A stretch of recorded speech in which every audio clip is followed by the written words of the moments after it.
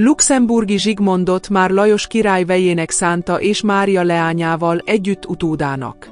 Zsigmondnak uralkodása kezdetén nagyon sok gondja volt a főnemesekkel, bárói ligákkal, de utóbb felülkerekedett rajtuk a köznemesek közül kiemelt tisztségviselők és a városok segítségével.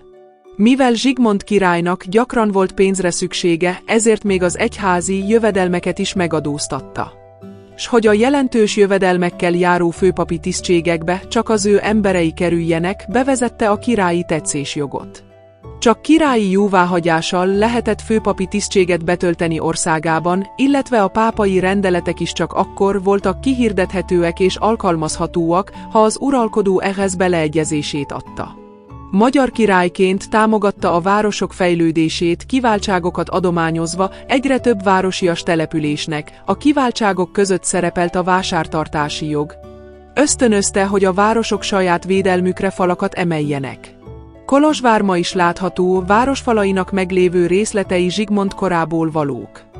A városoknak és az államnak egyaránt jelentős jövedelmeket hozó kereskedelem szabadságát fontosnak tartotta, erről rendelkezett az 1405-ös első törvénycikkben.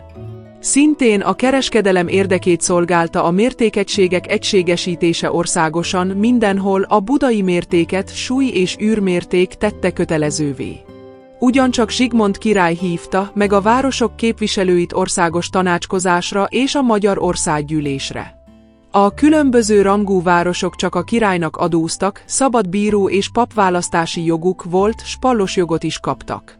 A nemesi vármegyéket is támogatta a bárókkal szemben, ezek a vármegyék a köznemesség fő intézményei voltak. Az adófizetésben fontos szerepet betöltő jobbágyság számára rendelettel biztosította a szabad költözködés jogát, ezzel azok a nemesek, akik túl súlyos terheket róttak jobbágyaikra, a földjeiket megdolgozó munkaerő nélkül maradhattak volna. Az első török-magyar csatározások még Lajos király idejében voltak, de az oszmán veszedelem igazában Zsigmond uralkodása idején vált fenyegetővé. Bulgária elfoglalásával meg Havasalföldnek a szultán előtti behódolásával az egyre gyakoribb támadások már Erdélyt is pusztították, ahová 1394 őszén csaptak be először a törökök. Zsigmond próbálkozott a török elleni keresztes hadjárat megszervezésével, de az 1396-os nikápolyi vereség nyomán az országba ismét betörtek a törökök. Ezért vált szükségessé, hogy a védelem céljaira megreformálják a hadsereget, s a temesvári országgyűlés elrendelte a telekkatonaság felállítását. A földbirtokosok minden 20 jobbágytelek után ki kellett állítsanak egy lovas katonát. Később újabb döntéssel módosították ezt a törvényt, és minden 33 telek után kellett egy katonát kiállítani. Mivel egy időre Zsigmondot lekötötte nyugati érdeklődése, lévén, hogy elnyerte előbb a cseh, majd a német, utóbb a német-római császári koronát, csak uralkodása második felében fordult ismét figyelme a török fenyegetés és a Balkán meg a román fejedelemségek, főleg Havasalföld irányába. Ebben szerepet játszott az 1420-ig évi török betörés Erdély déli részébe. Csáky Miklós erdélyi vajda megpróbálta feltartóztatni a támadó török sereget, de megverték seregét, s a támadók ezután akadálytalanul pusztítottak, főleg Hátszeg vidékén, és több tízezer foglyot hurcoltak rabságba, s jelentős mennyiségű zsákmányt is szereztek.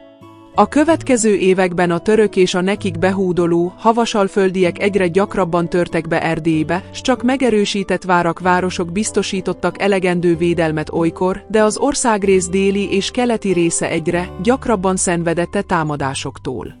Mihelyt a csehországi huszita ellenes háborúi lehetővé tették, Zsigmond haddal ment a törökök ellen, de Galambóz fontos várából nem tudta kiűzni az oszmánokat. Ekkor kezdődött meg az ország déli részén egy végvárrendszer kiépítése a török támadások ellen védelmül. E várak között kulcsszerepet töltött be Nándorfehérvár, illetve hasonlóan fontos szerep jutott Szörénységnek, ahová Zsigmond a német lovagrendet akarta betelepíteni. A huszita tanok, husziták, Husz János cseh prédikátor követői Magyarországon és Erdélyben is terjedtek az 1420-1430-as években, s az ellenük fellépő inkvizíciós módszerek nem voltak eredményesek. 1437 tavaszán előbb Erdély déli részén, majd nyugati és északi részein is parasztfelkelés tört ki, amelynek a közvetlen kiváltó oka az volt, hogy az erdélyi püspök, Lépes György 3 éve össze nem gyűjtött egyházi tizedet új, tehát értékesebb pénzben követelte. Az új pénz kb. 10-szer volt értékesebb a réginél. Akik nem voltak hajlandók vagy nem tudtak fizetni, azokat egyházi átokkal sújtotta a püspök. A felkelésben jelentős számban vettek részt román jobbágyok is, mert azokat a nem katolikus parasztokat is egyházi tized fizetésére kötelezte az erdélyi püspök, akiket a magyar jobbágyok által elhagyott jobbágytelkekre telepítettek a nemesek. A lázadást a délebbi területeken elég hamar sikerült megfékezni, de a Szamos völgyében a felkelők huszita módra Bábolna hegyén Szekérvárat létesítettek, és itt várták be a nemesi hadsereg támadását. A felkelők között voltak jobbágyok, szabad parasztok és kisnemesek is. Az egyik vezetőjük Budai Nagy Antal volt, maga is kisnemes, akinek a nevéről szokták a lázadást Budai Nagy Antal vezette felkelésnek nevezni. A vajdai sereg rátámadt a felkelők megerősített bábolnai táborára, de vereséget szenvedett a nemesség, és kénytelen volt a felkelőkkel alkudozásba kezdeni. Ezen alku nyomán megkötött megállapodást Kolozsmonostoron kötötték meg, s ebben számos engedményt tettek a felkelőknek, elengedtek bizonyos jobbágyi terheket. Közben a felkelők táborából sokan elégedetten hazatértek, s így erejük gyengült. Míg a nemesség szervezkedett, készült a felkelés végleges leverésére. Szeptemberben Kápolnán a vármegyei nemesek, a székelyek és szászok képviselői megkötötték szövetségüket, amelyet a Kápolnai Unió néven ismerünk. Ebben vállalták, hogy megvédik egymást és Erdélyt a lázadástól és a török támadásoktól. Az így megkötött szövetség évszázadokra Erdély kormányzásának alapjául szolgált, mert ez a 3 csoport alkotta az erdélyi 3 rendi nemzetet, vármegyei nemesség magyarok, székelyek és szászok. A felkelők és a nemesség között ismét kiújultak a harcok, de egyelőre a harcolók egyike sem bírt a másikkal. Erről tanúskodik az októberben Apátiban Dellő-Apáti megkötött újabb egyezség a felkelők és a nemesség között. Ezt az egyezséget is megerősítették a kolozsmonostori konvent előtt. Ebben a felek a királyt kérik fel ügyükben döntőbírónak, s eléje terjesztik a panaszokat és sérelmeket. A királyhoz küldött erdélyi követek egyelőre nem jártak eredménnyel, mert Zsigmond király súlyos beteg volt, 1437. decemberében meg is halt. Az új király Habsburg Albert egyelőre még nem volt az országban, hogy megvizsgálja az erdélyiek ügyét. Mivel közeledett a tél, a felkelők városokba, köztük Kolozsvárra húzódtak be, megnyerve a városi lakosság egy részét is ügyüknek. Az újonnan kinevezett erdélyi vajda, Losonczy Bánffy Dezső energikusabban látott hozzá a felkelés leveréséhez, s magyarországi segédcsapatok támogatásával Kolozsvárnál szétverte a felkelők seregét. A felkelők vezetői közül többen elestek a harcokban, köztük Budai Nagy Antal is, akiket elfogtak, azokat meg kínozták és kivégezték.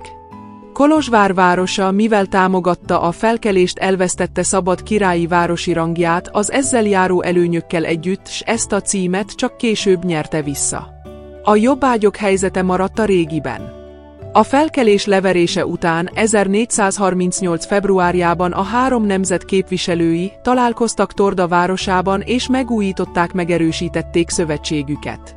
Luxemburgi Zsigmond fél évszázados uralkodása alatt igyekezett Magyarországon megteremteni azt a hátteret, amelyre európai politikájához szüksége volt.